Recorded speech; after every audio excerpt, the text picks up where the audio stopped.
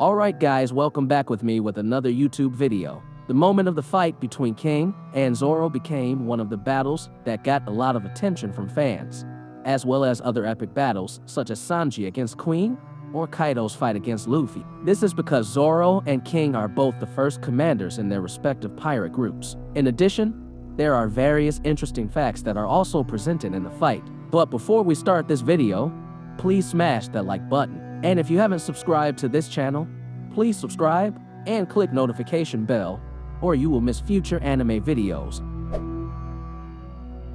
In King's fight against Zoro, besides knowing that King is the most powerful character in the Beast Group, we also know the fact that King is not an arbitrary character. He is the descendant and at the same time the last person of the Lunarian race. According to his information, the Lunarian race was a race of gods that had lived in the Red Line region tens to hundreds of years ago. They are known as a group that is able to control and manipulate fire, and have an unusually high resistance to various situations. This is what makes King never hurt after receiving devastating attacks from Zoro. However, it is still unknown what caused the Lunarian race to become extinct. In chapter 1035 yesterday, we finally got other interesting information both from the figure of King and about the Lunarian race. We see how the face of King, after so long covered by a mask. Based on information from Kaido's subordinates, the physical characteristics of King are having brown skin color, white hair, and having a pair of black wings. We also see how King was the subject of the world government's research on punk hazard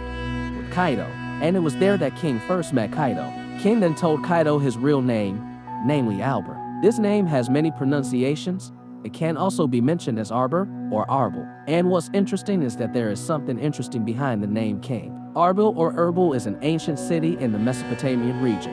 Erbel's name itself was mentioned in a Sumerian scripture about 3,000 years ago as Erbilim, Erbilim, or Erbilim. Then the Akkadians and Assyrians, in an etymology, interpret the name as Arbalalu, which can mean four gods. So, Arbel or Erbel is defined as four gods. And interestingly, the Lunarian race is considered a race of the gods, is not just a term coined by Queen alone. In fact, Whitebeard, who appeared in Marco's memory, knew about the fact that there was indeed a story about a race of gods that had lived above the Red Line. Based on the explanation above, it is possible that Oda-sensei wanted to present a fact that the race of the inhabitants of the moon is divided into four, judging by the size and shape of their wings. This is what makes them different from each other. The first is the inhabitants of the Sky Island, Skypians. They have a pair of small wings that point upwards. The second is Shandia, or Shandoria. They have wings that are larger than the Skypians race, but have the same wing shape that is facing upwards. The third is the Birkin race,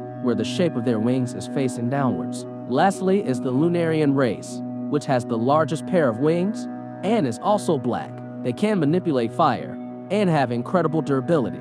With all these advantages, perhaps the Lunarian race was the most superior race or ruler race compared to the other three races. With Oda, who often includes elements of popular mythology from various parts of the world, maybe this theory can be proven. What do you think?